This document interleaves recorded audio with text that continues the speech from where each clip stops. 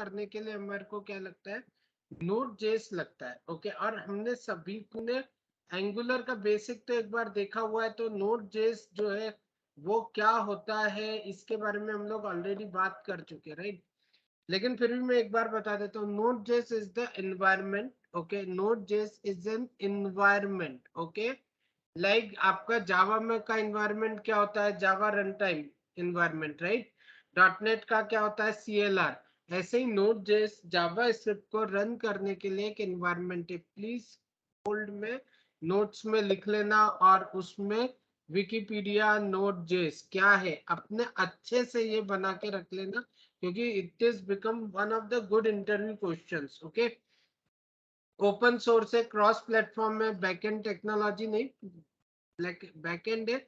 आप इससे सिर्फ बैकएंड मतलब सिर्फ वेब एप्लीकेशन नहीं बना सकते इससे। नोड जेएस में सबसे ज्यादा फेमस जो टूल बना है वो कौन सा बना है, visual studio code is developed on and about the node JS. याद रखना, नोड जेएस खुद V8 इंजन के ऊपर बना हुआ है, जैसा मैंने लास्ट बार बताया था, थोड़ा बहुत स्टार्ट किया था, उसके ऊपर बना हुआ है।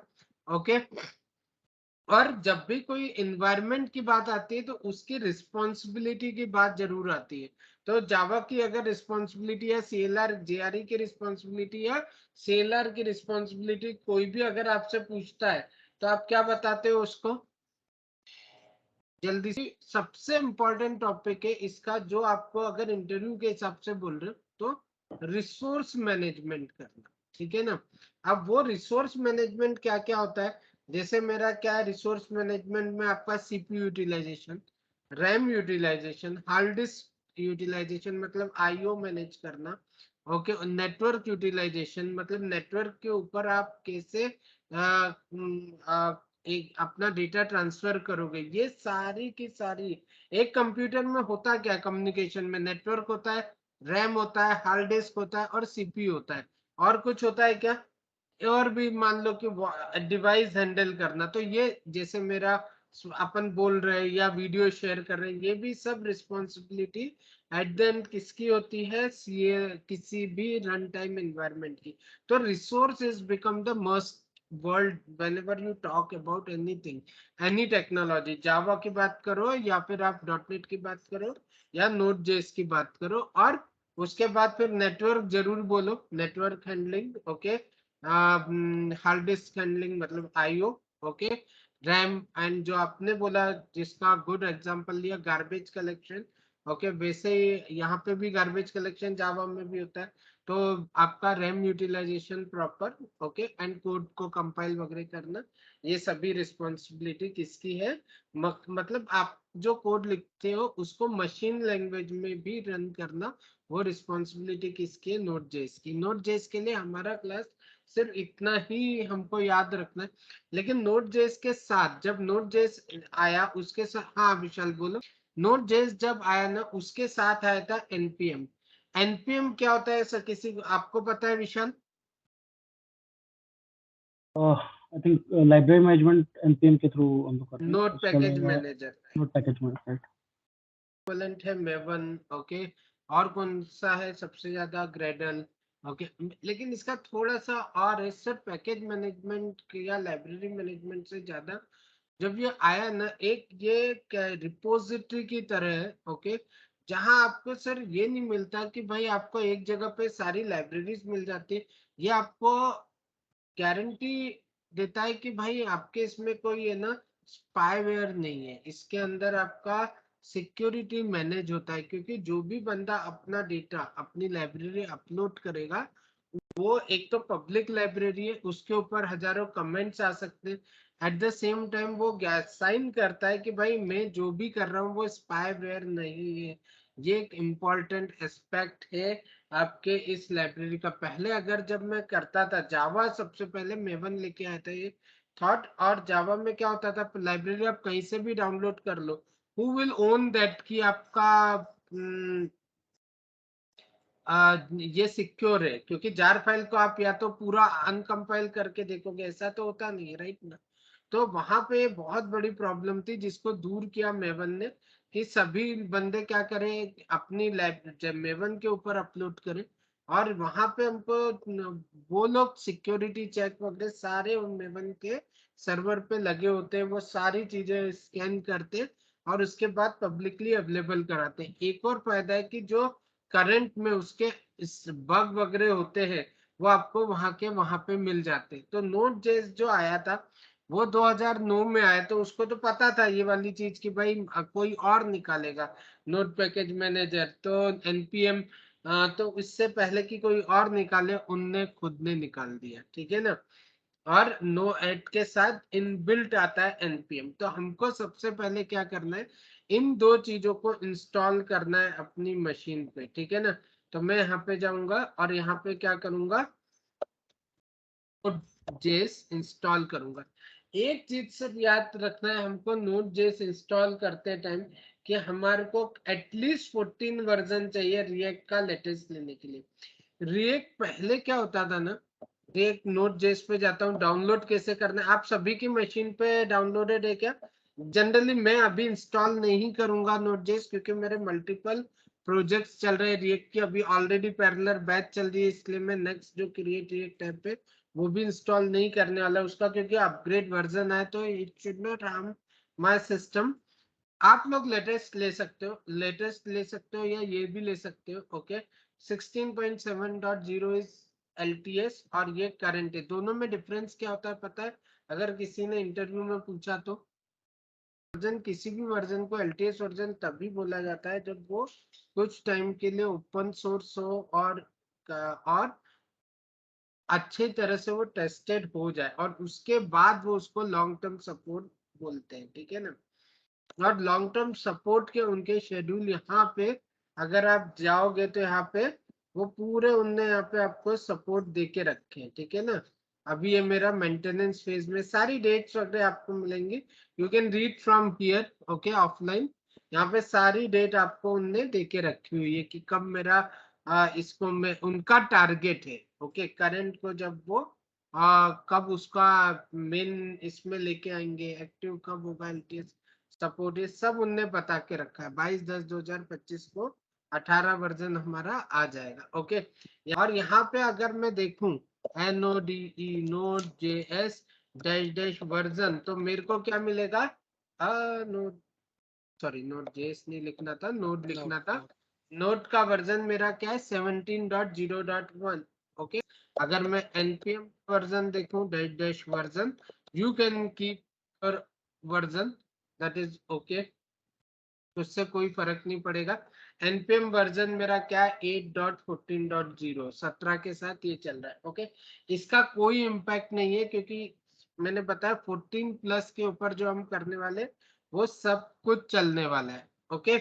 अभी मेरे को क्या करना है ना, यहाँ पे पैरेलली जैसे आपका ये इंस्टॉल हो जाए, हमारा एक और चीज याद रखना, एंगुलर और रिएक्ट का जो सबसे बड़ा डिफरेंस 2016 के बाद आया, 2016 नहीं, एक्चुअली 2014 में एंगुलर ने अपने आप को बोला कि मैं टाइपस्क्रिप्ट वर्जन निकालूंगा और 2015 में उसका अल्फा वर्जन आया, ओके।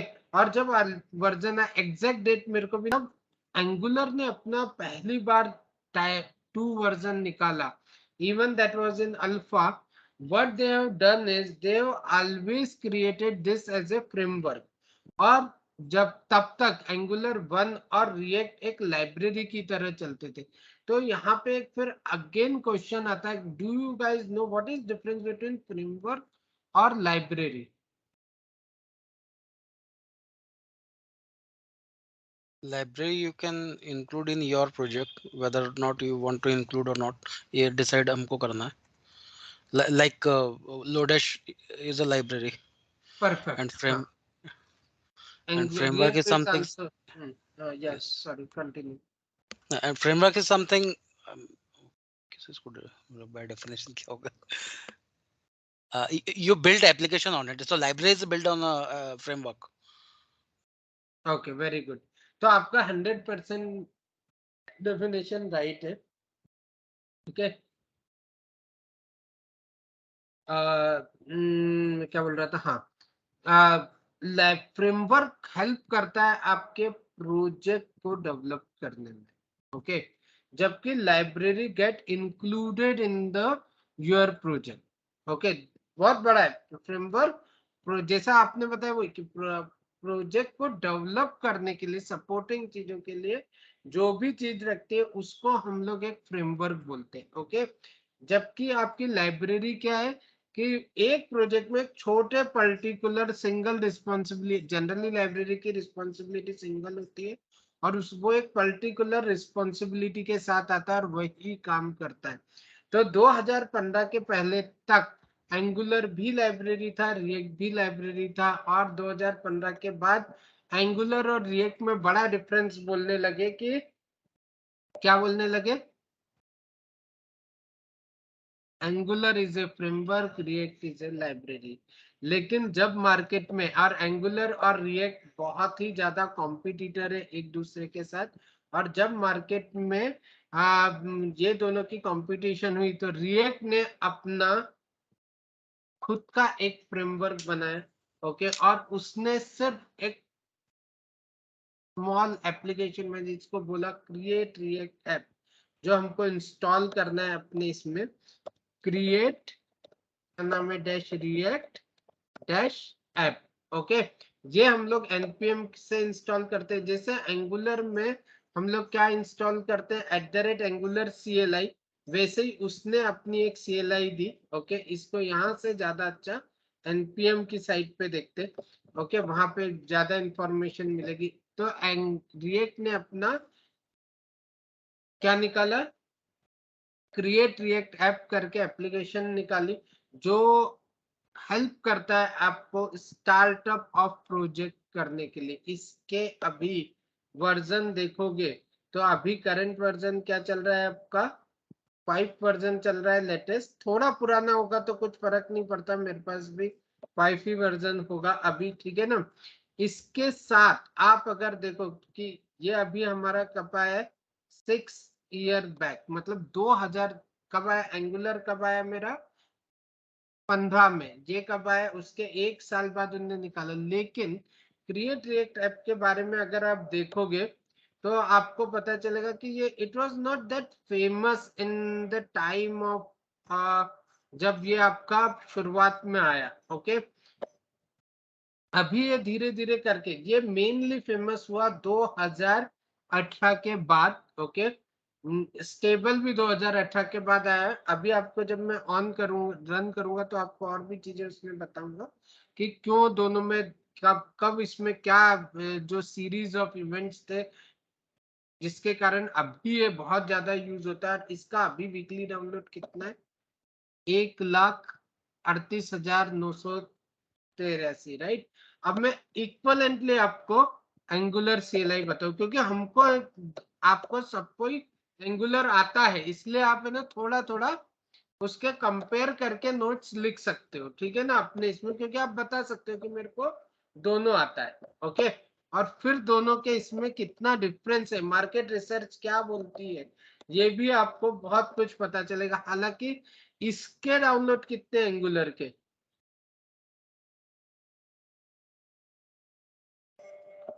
दोनों का मैं शो करता हूँ और डाउनलोड यहाँ से ही होता है 138,938। ओके 1,38,000 बोल सकते हैं इसको, 1,38,000। और इसके कितने 2,40,000, नहीं 2,24,00,000। Why this is big differences, क्या लगता है आपको ऐसा क्यों बड़ा डिफरेंस है। जो मेरा देखो जब एंगुलर निकला, एंगुलर ने अपने आप को निकाला तो जब 15 में, ओके तब उसने अपने आप को एज ए फ्रेमवर्क निकाला। ओके और रिएक्ट का फ्रेमवर्क नहीं था, लेकिन react was super hit from the 2013। Okay लोगों ने उस बेस पीरियड में इतने ज्यादा बॉयलर प्लेट निकाल दिए रिएक्ट किट की, 80% ऑफ द जनता ने पहले से ही बॉयलर प्लेट के ऊपर काम करना चालू किया। अभी इट इज टेकिंग कि हमको एंगुलर CLI और क्रिएट रिएक्ट ऐप के थ्रू ही जाना चाहिए, लेकिन एंगुलर ने आपको वो मौका ही नहीं दिया। एंगुलर 2 ने आप उसने हमेशा से बोला if you want to use me you have to use this. Okay तो उससे उसका एक प्रमोशन का क्राइटेरिया भी था जिससे वो अपने आप को बोलता है कि मेरा देखो ये इतना ज्यादा लोड होता है। ओके यहाँ पे वो बॉयलर प्लेट होता था तो n नंबर ऑफ उसके ब्रांचेस बन गए और हर ब्रांच का फिर अलग अलग लोग डाउनलोड कर रहे हैं तो उसका नंबर क्या होता है वो रिड्यूस हो जाता है. अब I will just add some topic in that. Boilerplate is not owned by the owning company of that library. Okay. सबसे इम्पोर्टेंट, जबकि फ्रेमवर्क को कोई भी जैसे MVC या स्प्रिंग बूट है, ओके, उसका भी अभी आता है, पूरा फ्रेमवर्क आता है, उसका खुद का CLI आता है, राइट. लेकिन वो ओन कौन करता है? स्प्रिंग बूट खुद करता है. ओके, जब पुराना स्प्रिंग बूट आता था, जब उसकी CLI नहीं आती थी, ओके, तब वो बॉयलर प्लेट की तरह था. और बॉयलर, या इसको हम लोग बोले एंगुलर या रिएक्ट में भी अपन बोल सकते, जब boiler plate is defined by the general people, okay, and उसके ऊपर कोई कंट्रोल नहीं होता. Anyone can design their own boiler plate for their own company. Okay, own company, और आप ओपन सोर्स कर सकते हो जिसको लोग डाउनलोड कर सकते हैं. Boiler plate can have only one page also, और बॉयलर प्लेट में पूरा फ्रेमवर्क टाइप बना दिया जिसमें बंडलिंग वंडलिंग सब है.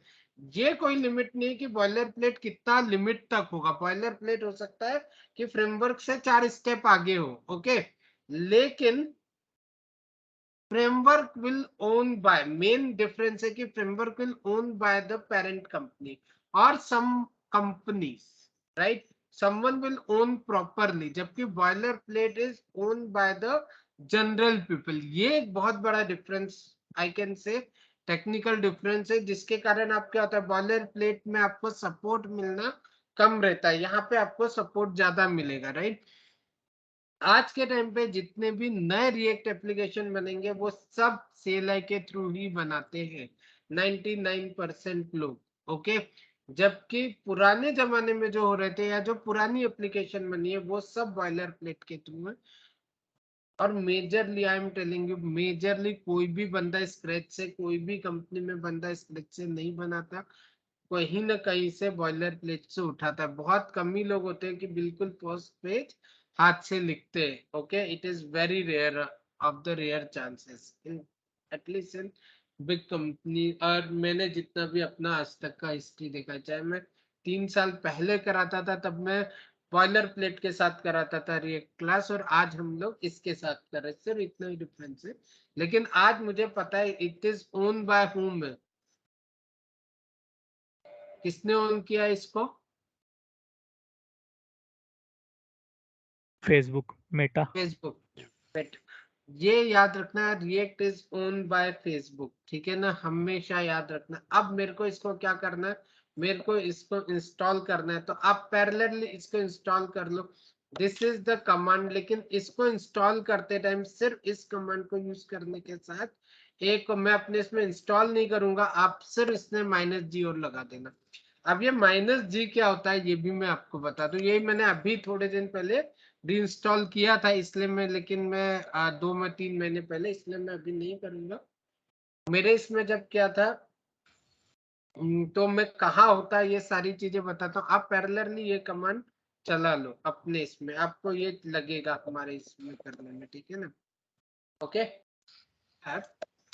ओके, क्या लिखूं? npx create react app, और इसका नाम देता हूं demo. it will create my react with the, क्या कहते हैं इसको, बेबल के साथ. ओके, जैसे मैंने आपको फर्स्ट डे में बताया कि हमारा क्या होता है कि बेबल और हमारा क्या चलता है, टाइप स्क्रिप्ट. अगर मेरे को नॉर्मल जो रिएक्ट बेबल के साथ करना है तो हमको कुछ नहीं करना. npx create react app demo 01 command चलाओगे तो ये मेरा हो जाएगा बेबल के साथ. एट द सेम टाइम हम लोग अपना डेमो नाम की क्लास बनाएंगे जो टाइप स्क्रिप्ट के साथ करेंगे, बिकॉज हमको ये क्लास टाइप स्क्रिप्ट के साथ करनी. लेकिन for initial period I will start with both, क्योंकि आपको दोनों में क्या डिफरेंस आता है वो समझ में आ सकते हैं, राइट ना. It will take little time, no worry.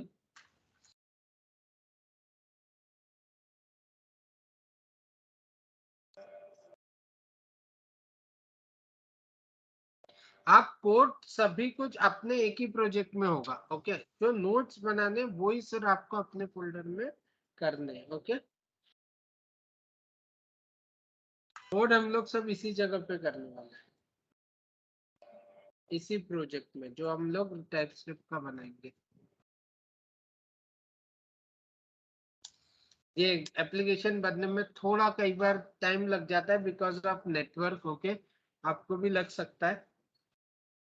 Network is important factor, मतलब स्पीड। हालांकि मेरे स्पीड अच्छी है लेकिन फिर भी आज टाइम लग रहा है, इतना टाइम लगता नहीं है।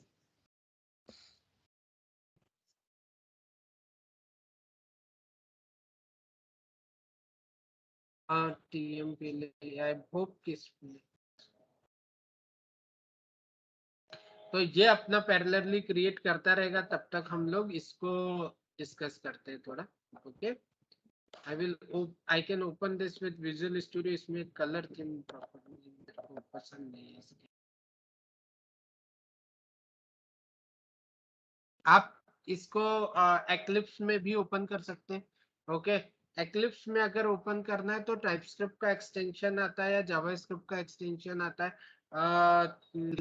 ओके, और इसको मैं समझाऊंगा फिर उसको समझाऊंगा। बाकी कुछ इसमें ज्यादा हमको इस वाले प्रोजेक्ट में हमको ज्यादा ध्यान नहीं देना है क्योंकि हमारा पूरा प्रोजेक्ट इसलिए चलने वाला है। हम लोग प्रोजेक्ट किसके अंदर चलाने वाले हैं, रिएक्ट का टाइपस्क्रिप्ट के अंदर ही चलाने वाले हैं, ठीक है ना। तो पैकेज डॉट जेसन फाइल क्या होती है, आपको ये पता है किसी को? डिपेंडेंसीज वो सब इसके अंदर रहती है। हालांकि मैं उसमें कंफ्यूज हूँ डेव डिपेंडेंसी और डिपेंडेंसी में कि क्या होना चाहिए, पर वो प्रॉब्लम में कोई लेटर टाइम क्वेश्चन होगा मेरे पास। इसके अलावा हम लोग कुछ लाइक कमांड्स भी हम यहाँ पे डिफाइन कर सकते हैं, npm commands. So for example npm watch वगैरह हम लोग दे सकते हैं यहाँ पे। सो यहाँ पे हाँ ये दिया ही स्टार्ट हमने, हाँ राइट। राइट। अभी मैं एक और चीज आपको बता दूं। सबसे पहले अब पैकेज को जब डिफाइन करते हैं ना तो क्वेश्चन ये आता है कि यहाँ पे ये क्या है, ये वर्जन, और वर्जन में ये क्या है। सो कैरेट ऑलवेज सेज कि ये पैकेज का ग्रेटर देन 13.5.0 वर्जन, दिस और लेटर देन दिस वो इंस्टॉल होगा। ओके, अगर मैं ये नहीं रखूं तो so it will go to the concrete this version. Okay, और अगर मैं नहीं टिल्डा का मुझे याद नहीं है। तो ठीक है, ये आपके लिए होमवर्क है। ओके, ये आपको पूरा ये क्योंकि ये इंटरव्यू क्वेश्चन है और आपको रटना ही है, इसलिए आप ही इसका ये पूरा करो। कल मैं इस टॉपिक पे बात करूंगा। ओके, 4 ही मिनट बचे हैं हमारे। Will discuss about this topic tomorrow, लेकिन आपको होमवर्क करके लेके आना है मेजरली। ये जो टॉपिक निकाला है उसको हम लोग यहाँ पे आज कवर कर लेते हैं। पहले डिपेंडेंसीज और डेव डिपेंडेंसी, चूंकि आपने टॉपिक निकाल दिया है। ओके, तो हम पहले वो हमेशा के लिए डिस्कस कर लेते हैं। डेव डिपेंडेंसीज वो डिपेंडेंसीज होती हैं जो हमको दूसरी तरह से बताता हूँ कि आपको अगर चाय बनानी है तो आप क्या करते हो। चाय बनानी है मेरे को, तो चाय के लिए आपको क्या क्या चाहिए? दूध, गैस पानी, कंटेनर, गैस, दूध, शक्कर सब। गैस कंटेनर, दूध, शक्कर, चाय पाउडर। राइट। और ये जो ये है क्या नाम है, दूध शक्कर, ये सारी चीजें क्या है? ओ सॉरी, दूध शक्कर तो चाय का हिस्सा है, राइट। मेरे को राइट। एक बात बताओ, गैस चाय का हिस्सा है क्या? नहीं, नहीं। तो गैस क्या हुई इसके लिए? डिपेंडेंसी। नहीं, गैस क्या हुई? मेरा डेव डिपेंडेंसी भी। ओके, लेकिन क्या नाम है, डिपेंडेंसी क्या हुई? मेरी जो मेरे प्रोजेक्ट को चाहिए। हालांकि अगर आप इसकी बात करो, ये जो एक क्वेश्चन था ये आपका एंगुलर में उनने दो कंसेप्ट में बांटा है, डिपेंडेंसी एंड डेव डिपेंडेंसी को। यहाँ पे रिएक्ट की जो पैकेज डॉट जेसन उनने डिफॉल्ट दिए उसमें उनने इस प्रकार से इसको नहीं बांटा है। ओके, यहाँ पे सभी कुछ उनने डिपेंडेंसी में डाल दिया और जब वो उसको कंपाइल करते हैं तो वो टेक केयर करते, रिएक्ट का जो कंपाइलर है वो टेक केयर करता है कि भाई मैं इसमें कोई भी डेव डिपेंडेंसी नहीं डालू। लेकिन आंसर आपका विशाल में क्लियर कर देता हूँ। Dev dependencies are those dependency which are supporting for your project. It is not and never be the part of your package which is going to deploy on the production. Okay, लंबा हो गया क्या? नहीं, I think I understood then. So अगर मैं example लूं कि एक एक्स लाइब्रेरी में यूज कर रहा हूं और प्रॉब्ली उसको उसकी लाइसेंसिंग डिफरेंट ढंग से होती है, तो जब मैं डिप्लॉय करूंगा तो प्रॉब्ली क्लाइंट को वो लाइब्रेरी खुद को लेके डिप्लॉयमेंट में रखना पड़ेगा, डिप्लॉयमेंट फोल्डर में रखना पड़ेगा। राइट राइट, इतना भी कॉम्प्लेक्स नहीं। आप सिंपल से देख लो कि जैसे मैं एक बात देता हूँ, प्रोडक्शन में आपको डालना है तो आपको है ना यूनिट टेस्ट रन कर जैस्मिन कर्मा की क्या जरूरत है प्रोडक्शन के लिए? राइट, हाँ, लाइब्रेरी, राइट ना। और आपको प्रोडक्शन में करना है तो टाइपस्क्रिप्ट लाइब्रेरी की क्या जरूरत है, क्योंकि वहां पे तो आप वैसे भी जावास्क्रिप्ट दे रहे हो, राइट? हाँ, तो टाइपस्क्रिप्ट की लाइब्रेरी कभी प्रोडक्शन कोड में होगी नहीं। तो ये टाइपस्क्रिप्ट की लाइब्रेरी हुई या जैस्मिन कर्मा हुआ, ये सब क्या होगा? Dave dependency.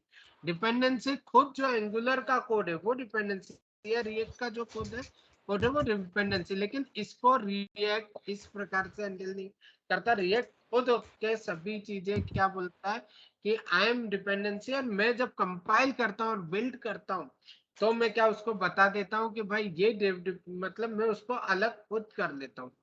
वहां पे उसने वो एंगुलर ने थोड़ा फैंसी कर दिया है, बाकी और कोई डिफरेंस नहीं है। और यहाँ पे डेव डिपेंडेंसी का कंसेप्ट नहीं, आपने साया टॉपिक इसलिए मैंने बता दिया, ठीक है ना। अभी एक चीज याद रखनी है आपको, हम कौन सा वर्जन सीख रहे हैं? 18।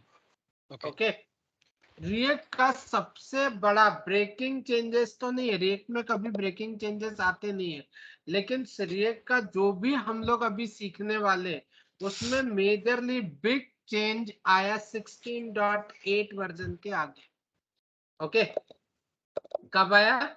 16.8 वर्जन। मैं यहाँ पे गूगल करता हूँ और हम लोग इस पे जाते हैं। स्पेशल थिंग है जो आपको याद रखनी है। ओके,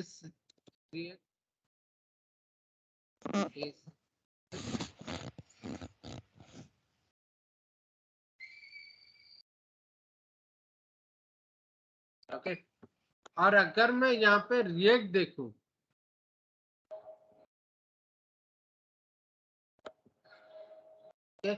तो रिएक्ट के वर्जन कितने हैं? ये तो बहुत वर्जन आ गए, ठीक है ना।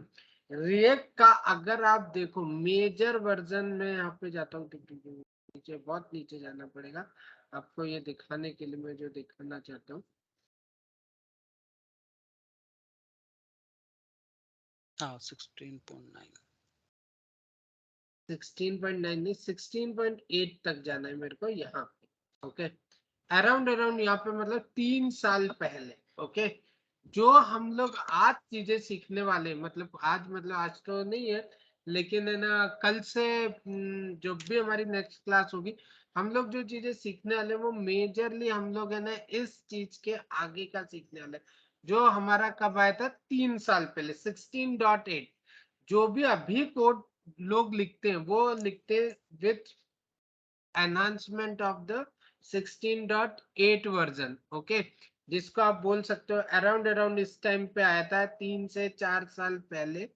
ओके, तो आप आराम से बोल सकते हो इंटरव्यू में जब भी जाओ कि भाई मैंने क्या किया, मैं 3 साल से रिएक्ट में काम कर रहा हूँ। जो भी मैं यहाँ पे सिखाऊंगा मेजरली हम लोग फोकस हमारा होगा 16.8 प्लस में कैसे कोड लिखते हैं। मैं आपको बताऊंगा कि पहले कैसे लिखते थे, लेकिन उस कोड को हम लोग ये नहीं करेंगे, मतलब ज्यादा फोकस नहीं करेंगे। ओके, पुराना तरीका और नया तरीका, पूरा कोड जो हम क्लास में करने वाले वो कौन सा करने वाले? 16.8 के बाद वाला जो एक्चुअली आज काम हो रहा है, राइट। पुराना सीखना है लेकिन बहुत बेस लेवल पे, good to have knowledge is required. Okay, याद रखना कब आया था? 4 साल पहले आया था। आप 3 साल का इजीली बोल सकते हो, जो भी क्लास की नॉलेज होगी उससे, कि भाई आप 3 साल से रीक पे काम कर रहे हो, हमारा प्रोजेक्ट 3 साल पहले स्टार्ट हुआ था, ठीक है ना। ओके, ओके, तो ये चीज याद रखना। मैं आपको बताऊंगा भी कि मेन बिग डिफरेंस कहाँ आएगा जब हम डेवलपमेंट करेंगे, तो उस समय आपको मैं ऑफकोर्स बताऊंगा। लेकिन जो थॉट है उसको, या आप ऑनलाइन यूट्यूब देख रहे हो और अगर आप 2-3 साल पुराने वीडियो देख रहे हो तो उसमें क्या होता है ना कि जब नए जो तरीके होते हैं वो को न लेके हो सकता है वो पुराने तरीके पे ही आपको रिएक्ट सिखाए। और आप मेरे बात भी ऑनलाइन चेक करो तो मैं आपको बताऊंगा कि अगर बहुत सारे अगर आप पुराने वीडियो देख रहे हो तो उनका writing of code style is totally different than which we are going to write the code which is latest and not latest 3-4 साल पुराना तरीका है। ओके 4 साल पुराना तरीका है तो उसको लेटेस्ट भी नहीं बोल सकते राइट ना। तो वही तरीके को हमको फोकस करना है, ओल्ड तरीके को हमको न देखना है, न हमको भूल जाना है। हालांकि मैं आपको धीरे धीरे करके सारे वो चीजें बता दूंगा जिससे आप कभी कोई पूछे तो आप थोड़ा बहुत आंसर कर सको। ओके मेनली लेकिन हमारा लास्ट 4 साल वाले इस पे ही फोकस रहने वाला है 16.8 के ऊपर। ठीक है ना।